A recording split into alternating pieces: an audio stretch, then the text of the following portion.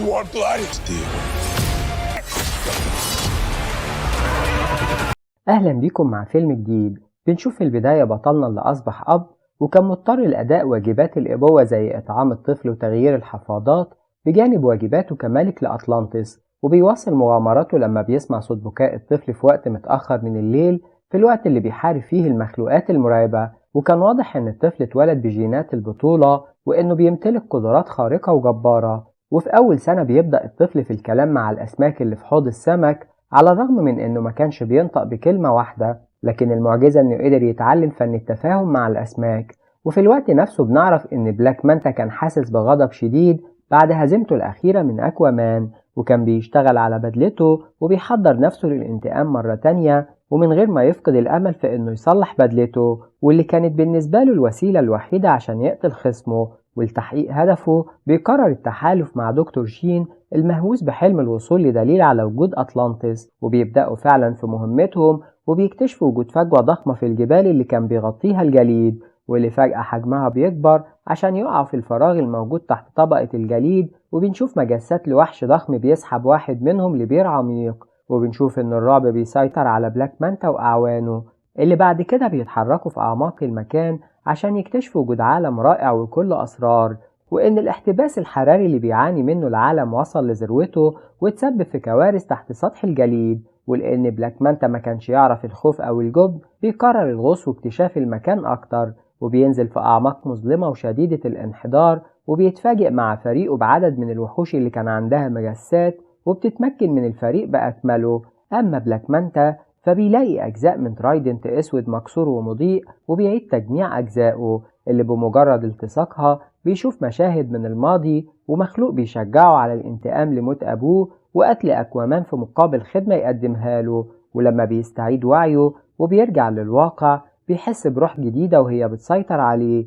وفي الوقت نفسه بيتم استدعاء أكوامان لحضور اجتماع لبحث قضية الاحتباس الحراري اللي هيتسبب في دمار العالم، وبيطالب مجلس البحار بمهاجمة مخلوقات الأرض باعتبارهم مسؤولين عن تدمير عالمهم. لكن أكوامان كان ضد الفكرة وكان بيحاول الوصول لحل يرضي الطرفين، وإنه كمان يعلن عن وجود أطلانتس للعالم الخارجي ويطلب مساعدتهم في السيطرة على الاحتباس الحراري، وده لأنه كان شايف إن التكنولوجيا اللي بيملكها العالم الخارجي أكتر فاعلية. لكن المجلس بيرفض اقتراحه، وبعدها أكوامان بيروح عشان يتكلم مع والده وبيفتح له قلبه.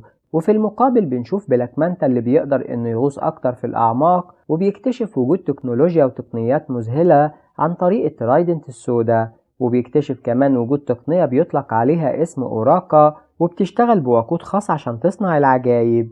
وبيتمكن هو وفريقه من الوصول لعالم أطلانتس المفقود وبيقرب من مخزن التكنولوجيا عشان يسرقه، وده لأنه كان متأكد ان تدمير عالم أطلانتس مستحيل مع وجود أكوامان والقوة اللي بيملكها. وبتبدأ أجهزة الإنذار في العمل وبتصرخ بعد اكتشافها لوجود دخلاء في المكان، وبينتفض عالم أطلانتس للدفاع عن نفسه وبتبدأ معركة جديدة بين القوتين. وبيحارب بلاك مانتا وأعوانه بكل بسالة بعد تساوي الكفتين بفضل ترايدنت السوداء، وكانت معركة كلها حيوية واستعراض للقدرات الخارقة المذهلة لأهل البر وأهل البحر. وبتظهر ميرا فجأة وبتقرب من بلاك مانتا اللي كان في هيئته الجديدة وفي كامل قوته، وبيقدر يهزمها بشعاع من الليزر وبيتسبب في إصابتها بشكل مميت. في الوقت اللي بيروح فيه دكتور شين وبيحذر بلاك مانتا من الاستمرار في المعركة وبيطلب منه الخروج من عالم البحار، وده لأن فريقهم بيواجه عالم أطلانتس بأكمله، وإن الحرب ضد كل المخلوقات البحرية أمر مستحيل بالنسبة لفريقهم. وبنشوف فعلا إن بلاك مانتا أصبح أقوى وإن أكوامان مش قادر على هزيمته بعد أكتر من محاولة، وده طبعا لأنه أصبح بيمتلك قدرات رهيبة للدفاع عن نفسه والهجوم في نفس الوقت بمساعدة الترايدنت. بعد كده بنعرف إن أهل أطلانتس كانوا بيلوموا أكوامان على إهماله العرش المملكة وبيتهموه بإنه مش بياخد مسألة الحكم بشكل جدي، وإنه كمان بيقضي أغلب وقته على الأرض في الفترة الأخيرة. وبعدها أكوامان بيحس باليأس خصوصا بعد رؤيته لزوجته وهي بتعاني من الألم.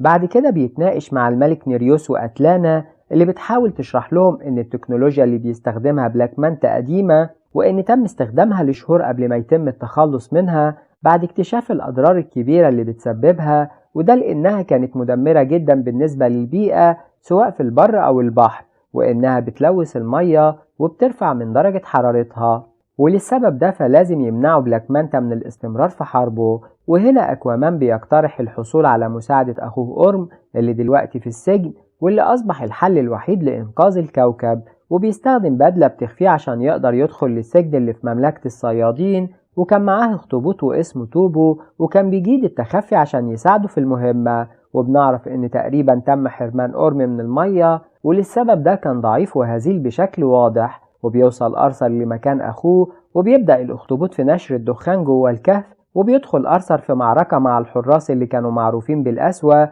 عشان يحرر أورم. وبيستخدم أسلحة أطلانتس المتطورة، وبيهزم الوحوش وبيهرب من الكهف مع أخوه اللي بنشوف إنه ما كانش سعيد برؤيته. وبيتمكنوا في النهاية من السيطرة على وحشين كان حجمهم ضخم، وبيرجعوا مرة تانية للسطح، وبيتم مطاردتهم من عدد من الحراس. لكن أورم بيقدر إنه يوصل لشط المحيط عشان يستعيد قوته، وبيواجه الحراس وبيتمكن من القضاء عليهم، وبيهرب بعد كده للمحيط مع أرثر بمساعدة الأخطبوط. وطبعا بيقوموا بتصفية كل خلافاتهم سوا. وبيقول أورم الأكوامان إنه لازم ياخد مسألة الحكم بشكل جدي أو يسيب العرش للشخص اللي يستحقه. وبيحاول أكوامان التخفيف من حالة التوتر، لكن أورم بيقوله إنه هيستسلم لأطلانتس بعد التخلص من بلاك مانتا ودكتور شين. في الوقت ده دكتور شين وبلاك مانتا بيكتشفوا وجود آلة قديمة بتحتوي على موارد بتمكنها من إطلاق أعظم قوة في تاريخ البشرية، وفي نفس الوقت إعادة تشكيل الكوكب بأكمله. وبيقرر بلاك مانتا إنه يكمل في خطته في الوقت اللي بيوصل فيه أكوامان وأورم الأرض الملك فيش، واللي ممكن يساعدهم في العثور على بلاك مانتا، وده لأنه على اتصال بالقراصنة والبحارة في كل أنحاء المحيط. لكن فيش بيرفض مساعدتهم بحجة صعوبة الحصول على أي معلومات بخصوص بلاك مانتا، وبيضطر أكوامان لتهديده هو وشعب مملكته. وبتكون في معركة بينه وبين الكائنات الزاحفة المخيفة اللي بتخضع لسيطرة فيش، اللي بيتعرض للتهديد من جديد بعد هزيمة أتباعه، وبيضطر هنا إنه يعترف بالحقيقة. وفي نفس الوقت بنعرف إن بلاك مانتا كان موجود فعلا في مصنع في جنوب المحيط الهادي، وكان بيفكر في إنه بيعمل كل ده عشان ينتقم لموت أبوه، وإنه كمان مستعد لتدمير الكوكب بأكمله في سبيل إنه يتخلص من عدوه. وبيحاول دكتور شين تحذيره، لكن بنشوف إنه بيرفض أي كلام ضد خطته الشريرة. وفي نفس الوقت بيوصل أكوامان وأورم للمكان اللي قال لهم عليه كينج فيش، واللي بنشوف إنه كان عالم مش طبيعي، وكانت غابة لكن مختلفة تماما عن أي غابة، مع وجود حيوانات متحولة وعملاقة. وفجأة بيطاردهم نوع من النمل العملاق اللي بيعتبر وجودهم في منطقة نفوذه تهديد مباشر لحياته. وبيستخدم أكوامان قوته لصنع جسر من تمثال قديم، وبعد عبورهم للجسر بيقوموا بتدميره عشان يتخلصوا من النمل. وبعدها بيوصلوا للمصنع اللي فيه بلاك مانتا، وبيروحوا لمركز التحكم بعد ما تم التخلص من رجال الأمن اللي في المكان. وبيوصلوا المكان الأوراكلوم المسروق، وبعدها بيظهر دكتور شين اللي قرر الاستسلام قبل ما حد يضربه، وبيعترف بالحقيقة. وبيقول إن رغبته كانت الوصول لأطلانتس وكشف أسرارها مش أكتر، وإن بلاك مانتا كان بيحاول استغلاله لأغراضه الشريرة ولتحقيق انتقامه. وبيقول لهم كمان إنه بيحاول استخدام التكنولوجيا الكارثية اللي استولى عليها عشان يدمر أكوامان ومملكته، وإنه من دلوقتي في فريقهم لأنه مش بيؤمن بأفكاره. وفجأة بيحصل انفجار وبيفقد شين وعيه في اللحظة اللي بيظهر فيها أعوان بلاك مانتا جوه آلات غريبة ومخيفة، وكان الهروب هو الحل الوحيد قدامهم، وده لأنهم ما كانش عندهم أي فكرة عن مدى الضرر أو المشاكل اللي ممكن تسببه الآلات. وبعدها بيتمكنوا من هزيمة خصمهم وتأييد حركته لحد ما بيظهر بلاك مانتا ومعاه الترايدنت، وبيهزم أورم بعد ضربة واحدة، لكن أكوامان بيساعده وبينقذ حياته. ولما بيلمس أورم الترايدنت من غير ما يقصد بيشوف المخلوق الشرير في مشاهد من الماضي، وبعدها أكوامان بينقذه للمرة التانية وبيساعده على الوصول لبر الأمان في الوقت اللي بتهاجم فيه قوات أطلانتس المكان، وبيهرب بلاك مانتا مع فريقه. بعد كده أورم المصاب بيحاول إنه يفسر الحاجات اللي شافها بعد ما لمس الترايدنت، وبيقول إنه متأكد من إنه شاف المملكة السبعة المفقودة واللي كانت جزء من أطلانتس في يوم من الأيام.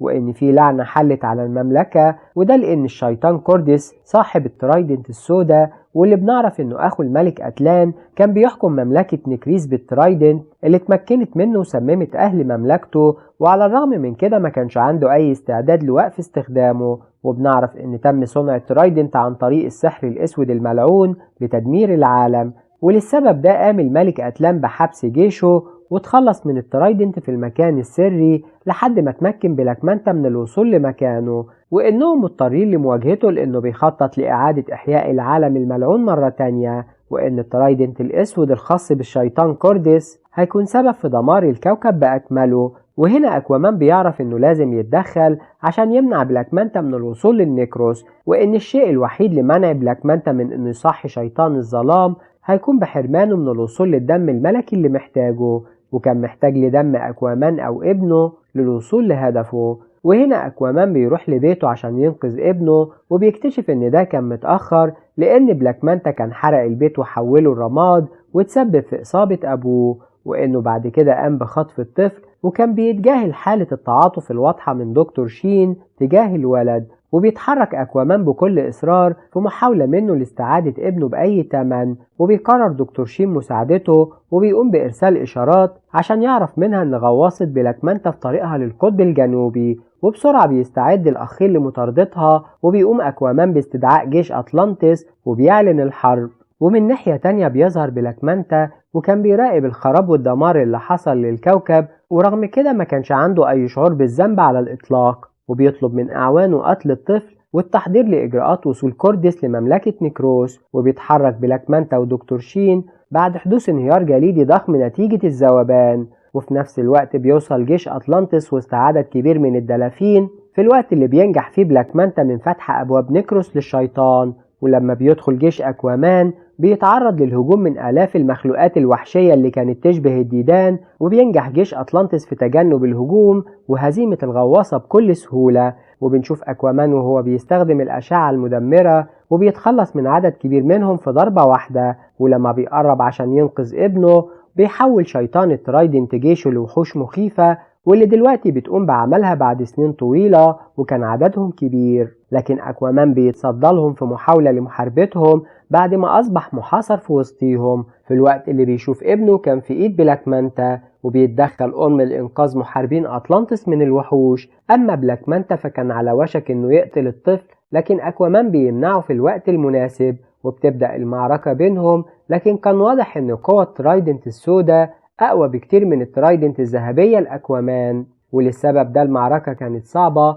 وبيفقد أكوامان أنفاسه، وكان بلاك مانتا على وشك إنه يقطع رقبته بنفس السكينة اللي كان هيقتل ابنه بيها. لكن أورم وميرا بيوصلوا في الوقت المناسب وبتاخد الأم ابنها في الوقت اللي بيتعرض فيه أورم للضرب بالترايدنت، وبيستغل شيطان الظلام الجانب الشرير من شخصية أورم عشان يخضع لسيطرته ولسيطرة الترايدنت الأسود، وبيتيح ده لشيطان الظلام الفرصة عشان يستمر في عمله، وبينجح في إنه يوقع بينه وبين أخوه، وبالتالي فبيتم كسر اللعنة من غير الحاجة لأي دم، وده لأن أورم استسلم. ورغم كده أكوامان مش بيفقد الأمل في أخوه، وبيقرر إنه يلمس الترايدنت الأسود للدخول في عالم الظلام عشان يحارب الشيطان اللي صحي، على الرغم من احتمال إنه يخسر معركته ويضحي بنفسه، وبيطلب من أخوه إنه يهتم بكل شيء لو حصل له حاجة. وبنشوف إن إيجابية أكوامان كانت قوية جدا لدرجة إن حركة واحدة قوية من الترايدنت الذهبي بتقدر إنها تحطم قسوة وقوة الظلام للترايدنت الأسود،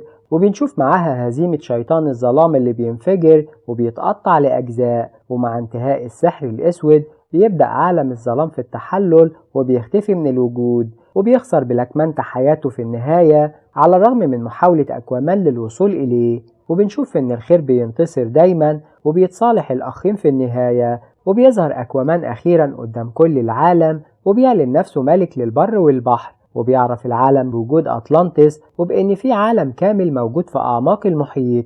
وهنا بينتهي الفيلم. كان معاكم الملخصات محمد إبراهيم، وما تنسوش الاشتراك في القناة لو عجبكم الفيديو. سلام.